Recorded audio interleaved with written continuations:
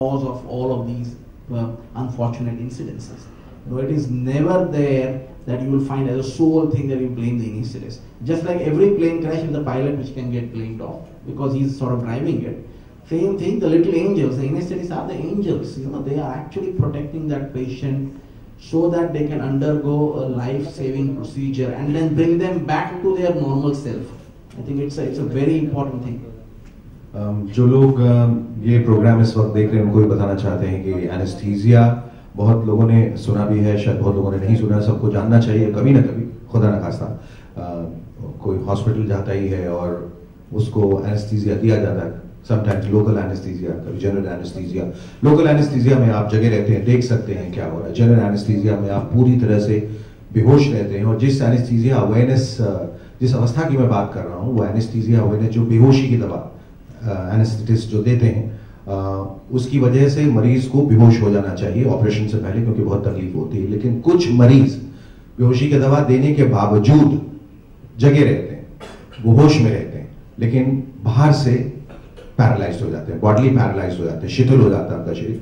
और फिर स्वाभाविक है कि वो आवाजें सुनते हैं, उनको सर्जरी की तकलीफ होती है। बहुत सब लोगों को नहीं, पर कुछ लोगों को तकलीफ होती है और वो चिल्लाना चाहते हैं, वो चाहते हैं कि ऑपरेशन बंद हो, लेकिन चूंकि वो बॉडली पैरालाइज्ड है, वो चिल्ला नहीं सकते। तो एक बहुत ही खौफनाक सी स्थिति है।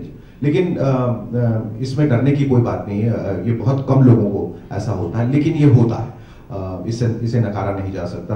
फिल्म का मैंने इसे एक बहुत अहम हिस्सा बनाया है, क्योंकि लोगों ने अभी तक जो जितनी फिल्में देखी उसमें कोई मेडिकल थ्रिलर अभी तक हिंदुस्तान में नहीं आया, स्पेशली रोमांटिक मेडिकल थ्रिलर पहले किसी ने नहीं देखा। और चूंकि मेरे पिताजी बहुत ही मशहूर डॉक्टर थे और हम लोग ये सब सुन के बड़े हुए थे, तो मुझे लगा कि अगर मैं इसे अपनी फिल्म का हिस्सा बना दूं तो जो दर्शक हैं वो जाएंगे, उन्हें एक नया अनुभव होगा, एक नई किस्म की एक्साइटमेंट होगी।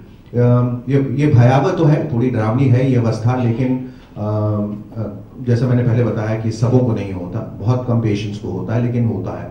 और ये जरूरी नहीं है कि वो एनेस्थेटिस्ट की गलतियों की वजह से ही हो, अपने आप बहुत वजह, कभी कभी अंदर से अंदरूनी वजहें होती हैं और बहुत सारे जो फैक्ट्स होते हैं वो पेशेंट छिपा जाता है, जिसकी वजह से जो दवाइयाँ, जो ड्रग्स उनको दिए गए वो ड्रग्स को रेजिस्ट करते हैं और ये हो जाता है। और वो बाहर से ऐसा लगता है सोए हुए हैं, उनकी आंखें बंद है, लेकिन वो सब कुछ सुनते रहते हैं।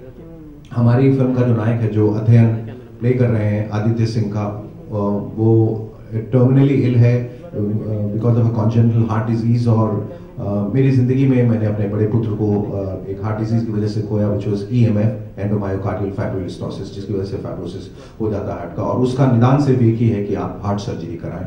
और ये करवाना नहीं चाहते because he grows up with a death wish. He somehow feels responsible for his father's death till